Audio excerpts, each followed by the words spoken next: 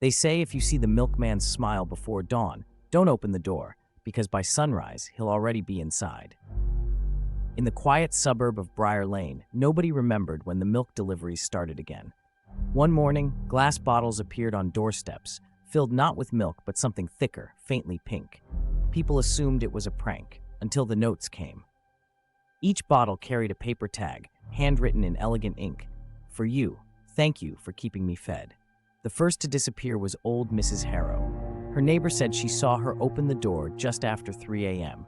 to a tall man in a spotless white uniform, hat tipped low, and a smile too wide, stretching ear to ear. No one ever saw her again. But the next day, 3 extra bottles appeared on her porch, each half full with something floating inside. By the time neighbors noticed the stench, it was too late. The town's CCTV caught only fragments. A pale figure moving through fog, whistling softly, pushing a rickety milk cart. Wherever he went, the streetlights dimmed. When the police tried to trace the deliveries, they found no records, no company, no supplier. Just an address on the last receipt, 13 Milner Road. But there was no Milner Road. Not anymore. It had burned down in 1956. Still, curiosity got the better of one man, Elliot, a late-night podcaster chasing ghost stories for clicks. He followed the trail, his mic recording every step. At 2:47 a.m., he reached the edge of town where the fog thickened like curdled milk. A faint clink echoed ahead.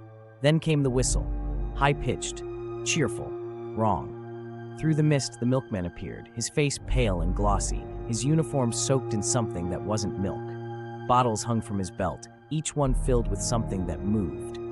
Fresh delivery, the milkman said, grinning too wide. His teeth were small, perfect, identical, rows and rows of them, like a doll's. You've been watching. That means you're thirsty. Elliot ran. But the sound followed, the jingle of glass, the wet slosh of liquid, the whisper of that damned smile. They found his recorder the next day.